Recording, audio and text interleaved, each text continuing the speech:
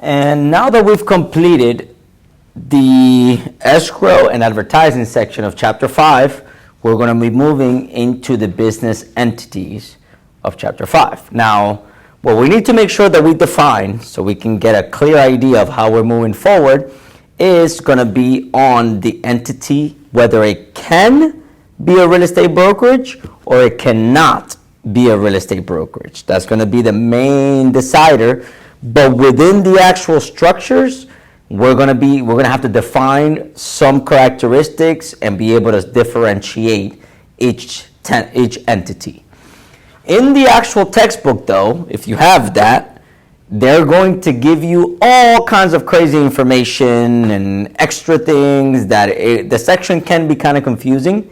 The important things you need for the exam are what we're going to be covering now, and also I'm going to be using the board in a second, because as long as you know these particular items, that is all you're going to need to know to make sure you get the questions right and at least be able to get through this portion of the exam. Because again, the textbook is going to go deep into all kinds of different details that aren't necessarily relevant or necessary for the exam.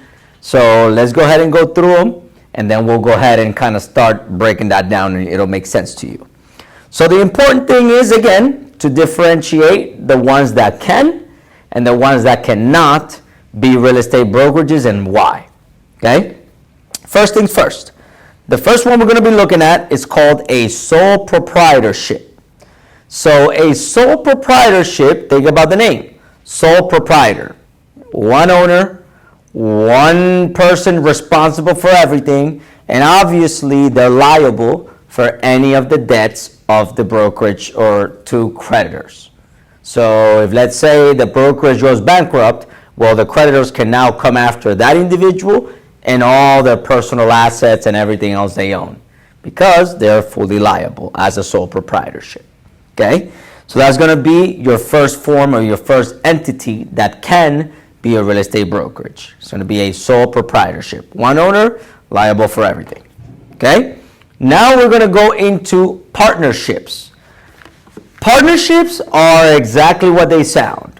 Two or more individuals owning the real estate brokerage. But under partnerships, there's different qualifications and there's different types of partnerships that we need to make sure that we break down and we understand what those are. So now I'm going to bring the board so we can go ahead and start breaking these partnerships down and make it easy for you guys to be able to differentiate these and get your questions answered and make sure you're correct. Okay, so first things first here, we're going to be looking at our general partnership.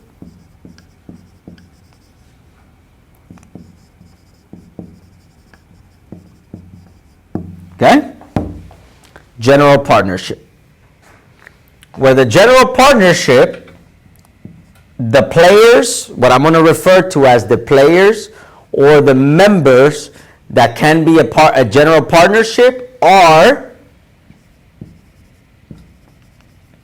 general partners.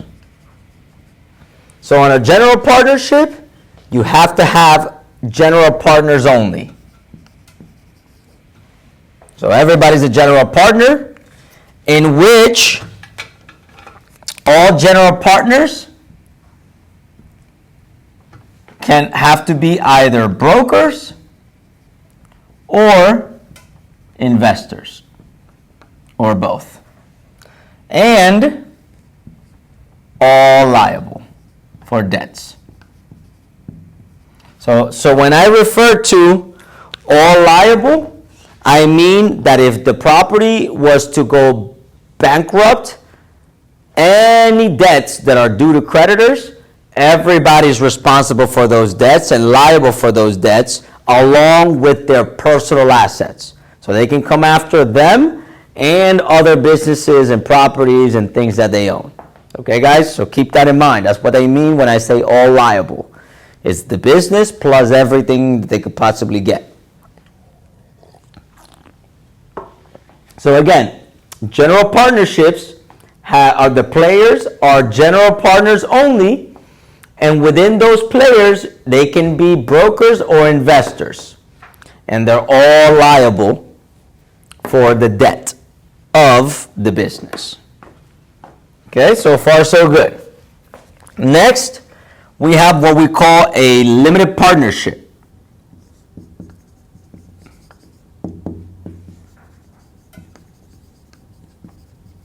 Now, under the limited partnership structure, you can have two types of players. You can have general partners, and you can have limited, like the name states, limited partners, where the rules for general partners is the same as the general partnership, where you're going to have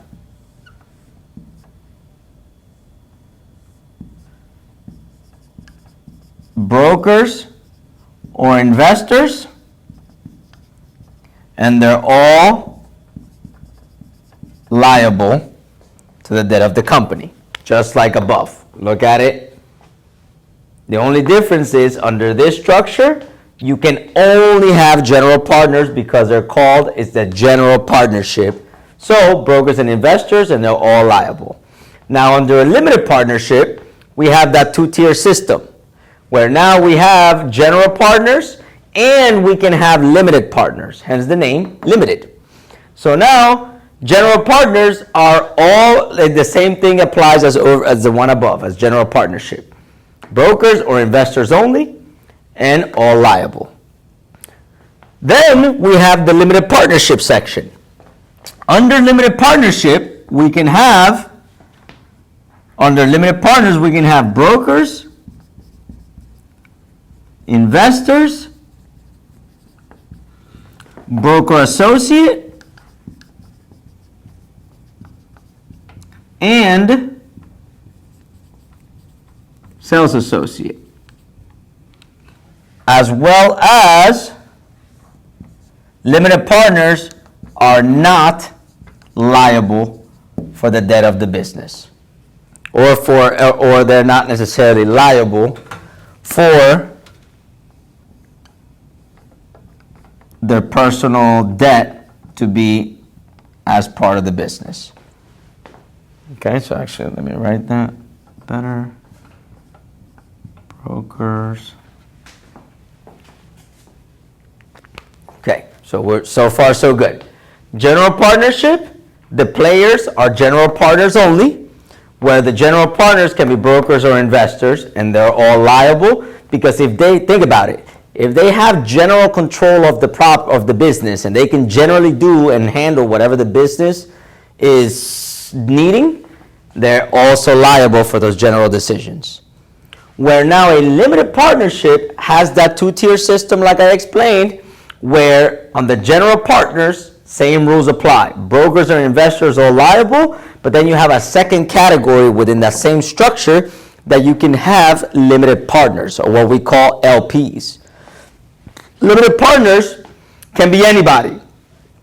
So the players are limited partners, but it can be brokers, investors, broker associates, and sales associates. So even a sales associate can be a limited partner. But since they're limited, they are not liable for the debts of the business. So if the business was to go bankrupt and the business shuts down, the creditors cannot now come after that individual that is a limited partner. They can only come after general partners. So that is kind of the trick to the limited partnership. That is your two-tier system, right? Next, and lastly, in this particular section, we have limited liability partnership, where we now have limited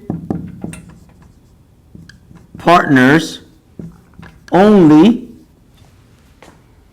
So as you can clearly see on the logic, we had general partners and limited partners. General partners under here are the same thing as general partnership, while limited partners under here are going to be the exact same thing as limited partners over here on the limited liability partnership. Nothing changes. The only thing is that you take one and you take the other one and combine them to now be able to form this structure. Okay, so that is going to put us in the same scenario. Then now we have who can be a limited partner? Brokers, investors, broker associates, and sales associates. While nobody is liable. Okay? So understand this, guys, also. The state doesn't necessarily accommodate for the brokerage or the broker. The broker has the options. These are entities that are already created, that depending on your business or how you want to structure it, whether you pick one or the other, it doesn't really make a difference to the government. It's what makes sense for the business and for the broker. So ultimately, the options are there. The broker is the ones that has to go and decide which one makes the most sense for their business. So again, general partnership, who are the players? Are general partners only. And who can be a general partner? Brokers or investors. And since they generally control the business, they're all liable. Then you have limited partnership.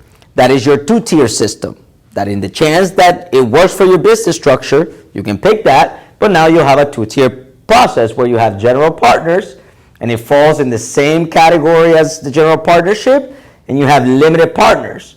And again, think about the word limited. If they're limited, they cannot have general decisions on the business, so therefore they cannot be liable. And who can be, if you're not liable, who can technically be a limited partner? Anybody. A broker, an investor, a broker associate, or a sales associate. So think about that logic. If you're limited, you cannot be liable, so anybody could be a general partner. If you're a general partner, you can generally control the business, so therefore you're liable. And who can generally control the business? Brokers and investors. Now, if the investor is going to handle the public, like the day-to-day, that investor better have a license. If that investor is only providing funds, money, properties, whatever, then they're not dealing with the public.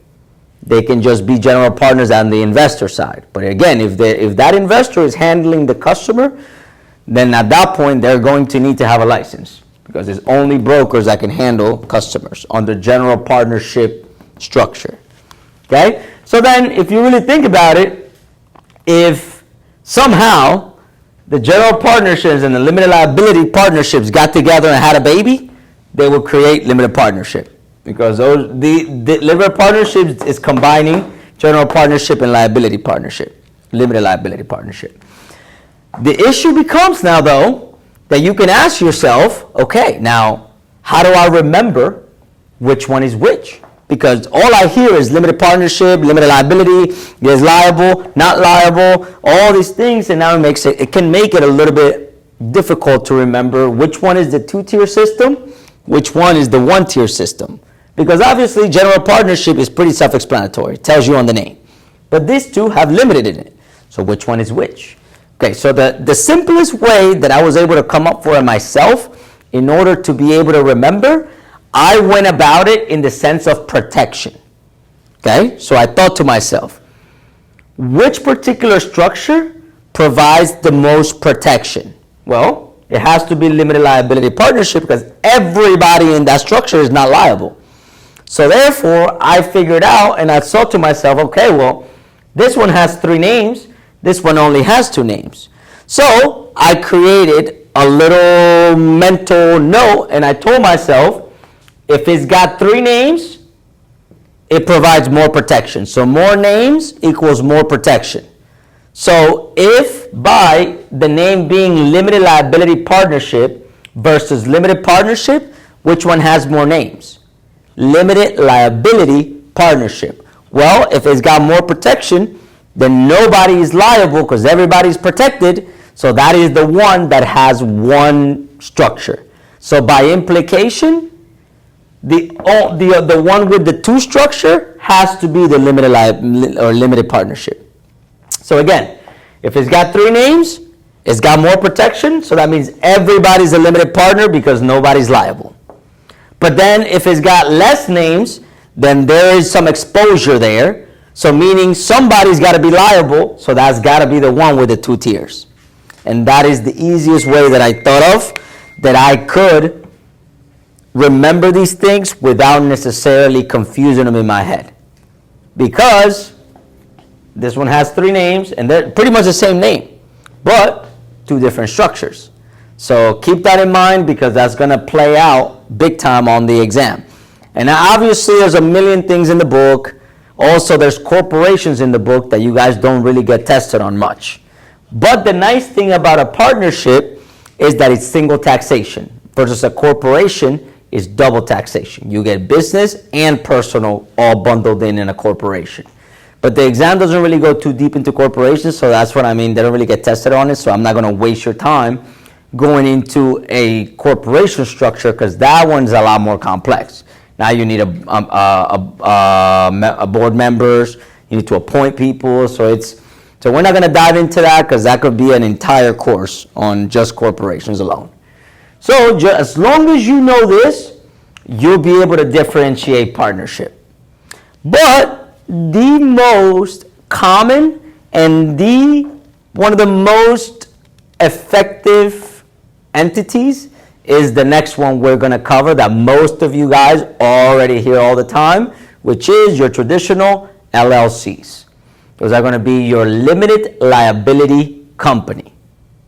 Okay? Now, this is limited liability partnership. The other one is limited liability company. So on limited liability company, same idea happens. Nobody's liable. That's why so many brokerages and so many entities tend to be LLCs because LLCs provide you the best of both worlds. They provide you single taxation and they provide you also with single taxation as well as no liability. Okay? So if technically the company goes bankrupt, whatever they can gather from the LLC, wonderful, but they can't come after all your other assets, which under general partnership or general liability for the general partners, they can. So you got to be careful with that.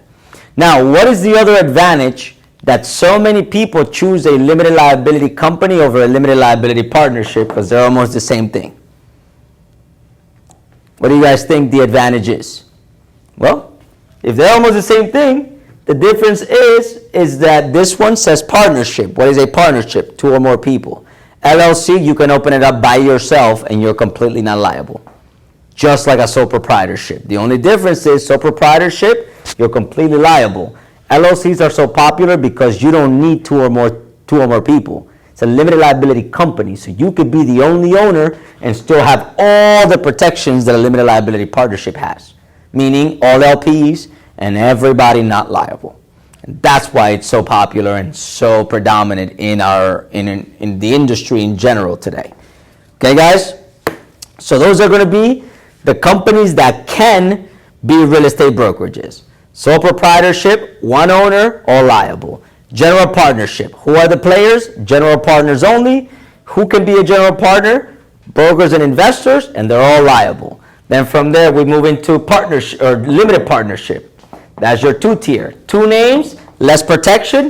That equals the two-tier partnership where you have general partners, same rules apply. Then limited partners, anybody can be a limited partner because nobody's liable. And then you have your limited liability partnership, three names, most protection, so nobody in the company is liable, and therefore you only have limited partners, so anybody can be just like limited partners in limited partnership. And then lastly, we have your LLCs, which is your best of both worlds because it could be a one owner, not liable, and single taxation, as opposed to a corporation where it's double taxation. Okay? That is, again, the companies that can. Now we're going to jump to the companies that cannot, or the entities that cannot be real estate brokerages. Those are going to be, first, your corporation sole. So your corporation sole is going to be your church or ecclesiastical organizations. Okay, so those are going to be, for example, a church can, with the funds that they get, they can go out and create a whole entity and buy properties to sell to their own members. Now, in that scenario, the church, since they are acquiring properties for their members, whether it is to rent or whether it is to sell it to them, since they're not helping the public and it's not a fair competition scenario because they got that exemption through the filing of the corporation sole, now they cannot be brokerages because they're doing transactions for their members. It's not for the general public. So automatically that disqualifies them from being a traditional real estate brokerage. Okay? That's going to be corporation sole. Next, you have what is known as joint ventures. Now, joint ventures are exactly what it says. It's a venture. It's a limited partnership, but not the way this is structured, because we're not necessarily structuring a whole company. It is when two companies partner up to do some sort of project or some sort of transaction or something along the lines. For example, imagine if you're a developer and you're going to buy all this land and develop a subdivision, and me as the broker, now I'm in charge of selling it. So your company partners up with my company, and you take care of developing the properties, I take care of selling them. When we sell the subdivision, our job has concluded and we go about our careers and our lives. That is a joint venture. It is a temporary, connection between two companies, but they don't create a whole new company. It's just for the sake of a project or transaction or something along the lines. Okay, so it's a temporary partnership. Then you have what are known as business trusts. Okay? Business trusts are exactly what you would think they are. If your family member has trusts or things like that, those are business trusts. And those are technical entities created to own our own property for the sake of tax exemptions, asset protection, and things along those lines. Now, obviously, for business trusts, we cannot be real estate brokerages because we're buying for ourselves. Okay? So that's why they cannot be real estate brokerages, because they're purchasing for themselves.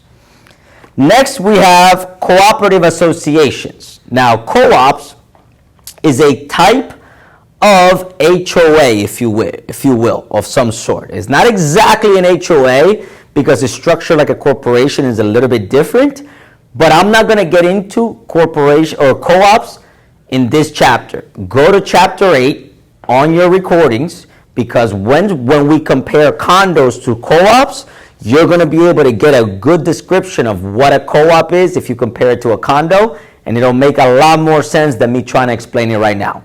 So if you want to know what co-ops, either wait till you get to chapter 8 or click on the video for chapter 8. It's on the section of condominiums, co-ops, and timeshares, and it'll explain the difference between a condo and a co-op, and it'll make a lot more sense than me trying to go into it right now.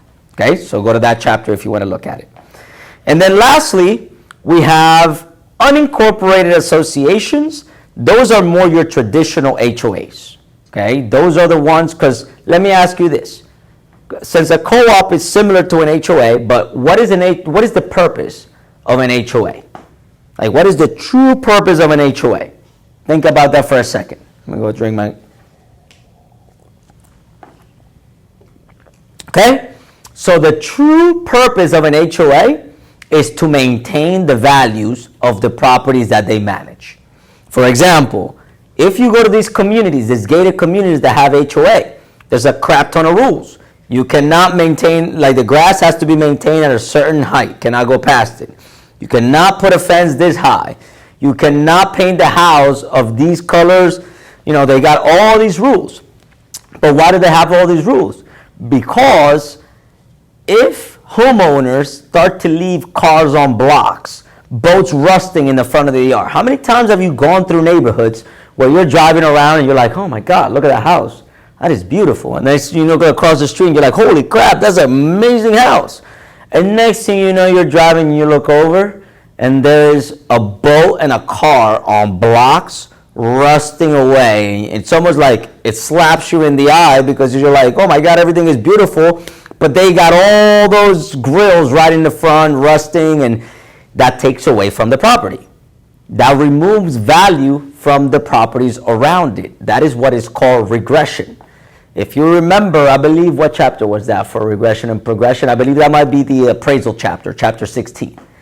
They'll explain it. But essentially, the condition of the properties affects the value not only of the property itself, but the surrounding properties. So HOAs make a point to put these rules in place so all the properties keep their condition, and they're more likely to hold their value, and other homeowners that may not care are not going to, are not going to let the properties deteriorate and look like that, because they'll get fined and the HOA will step in and even foreclose on them if they don't do something about it. So that's kind of the point of an HOA. So if the point of an HOA is to maintain the values of the property, they cannot be a brokerage because they're not necessarily helping the public transact. Okay, guys?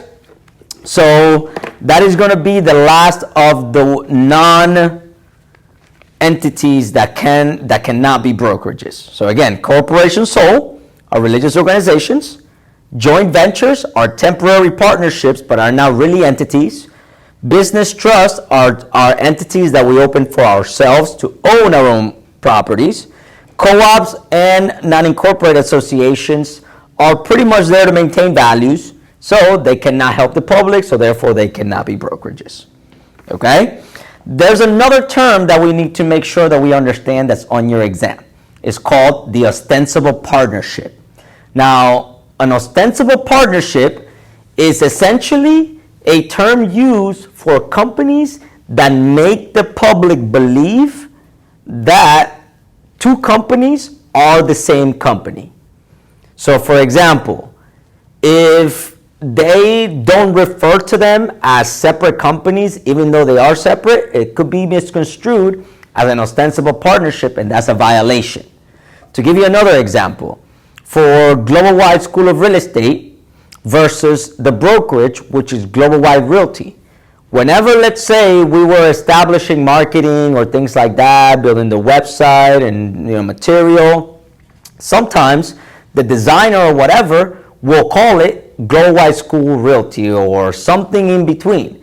We have to make sure that they understand that a line has to be drawn because they're technically two companies. Although they may be sister companies because of their first name, you have to specify that the Global Wide School of Real Estate is technically different than Global Wide Realty, because otherwise it could be an ostensible partnership. So that is got to be perfectly clear in the way it's advertised and in the way that is promoted, because again, that could be a violation. So that is where the term ostensible partnership comes in. Again, two companies making the public believe that they are one when they're technically separate. Okay, so that's the biggest thing. Also, vacancies of office.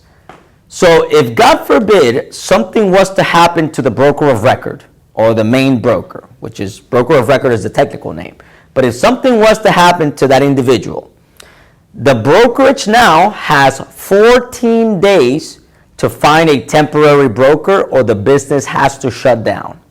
Okay? And then the government or the state allows 60 days to submit all the paperwork and get the new broker registered with the DBPR and FREC. So again, if there is a vacancy of office, meaning something, God forbid, was to happen to the main broker, then a temporary one needs to be found within 14 days, and they have 60 days to make sure that they submit the paperwork and get them officially registered with the DBPR and FREC. Otherwise, the brokerage will shut down, and everybody in it will go inactive and cannot practice real estate. So again, vacancies of office, 14 days for temporary, 60 days for permanent and registrations, right? And then the last thing we need to cover in chapter 5 is going to be personal assistance, okay? So an agent is allowed to hire a personal assistant. Anybody in our industry is. The biggest thing we need to understand is whether the assistant needs a license or not. As we stated before, what is the determinant whether the individual needs a license or not? What do you think? Take a second and think about chapter 1 and some of the ones that we talked to before, that we talked about when do you need a license or when do you not need a license and what are your exceptions. So, under this condition, the personal assistant would not need a license if they're paid salary or hourly. So if they're not essentially, their compensation doesn't come on a performance based, because commission or per transactional basis is performance based, okay? Meaning if I can get the price higher, I make more. If I can get bonuses, I make more. But on hourly or salary, regardless of how much work I put in, I'm making the same because I'm either making my hourly or I'm making my salary. You don't need a license to practice real estate under those conditions. But obviously we want the big bucks and we want percentages because that's where the money's at. So we need a license. So if the personal assistant has a license, they can receive commission or per transactional basis. But if they don't have a license, then they got to get paid hourly or salary. Now, the one part that you need to make sure you know is that since as agents, we have to be under the umbrella of the brokerage and the person technically getting paid is always the broker first and then we get paid, the same applies with any licensed personal assistant. So, the personal assistant pay would be worked this way. If they, let's say they make hourly plus commission, or let's say they make a salary plus commission, and that's what you worked out with your personal assistant. Well, the agent is responsible for the hourly or the salary, but the compensation from the commission or the per transactional basis has to come through the broker to stay in compliance since they have a license. Because if they didn't have a license, they would not get the option to receive compensation when it comes to commission or per transactional basis. And again, what I mean by per transactional basis, I mean like a bonus. Meaning for selling 3 properties or 2 properties, you get an extra $1,000 or $5,000 or whatever. Commission is very different. Commission is a proportion of the total purchase price or sale price, meaning a percentage. 3% of 300 and 3% of 350 are going to vary. But then if all of a sudden you say, for every 2-3 lots I sell, I'm going to make an extra $2,000. That is per transactional. That is not commission. And make sure you know the difference because you will be tested on the difference. Okay? But that's really what you need to know for personal assistants. They can be licensed or unlicensed depending on how they're getting paid. And if they're getting paid both, because you could structure an hourly plus some commission, the commission or per transactional has to come through the broker, and the hourly or salary comes directly from the agent that hired them. All right, guys? So that's going to conclude chapter 5. Like I said, this is a very, very big chapter. 3 main sections. Put some time into it. There's 12 questions. So you do need to make sure that you devote some time into it. Same thing as chapter 11, which is your contract chapter. That one has 12 questions as well. But that one is a little bit more straightforward. So that one's easier in my opinion. This one has 3 whole sections of different things that do not technically relate to each other. So either break it up accordingly or, do what you got to do. But at the end of the day, you need to put a lot of emphasis because in between that chapter 11 and this one is about 25% of the exam. Quarter of the exam, because 12 and 12 is 24 and there's 100 questions. Each 1 point. So think about that because a whole quarter of the exam are those 2 chapters alone. All right, guys? So we'll see you for the next chapter. All right? Bye-bye.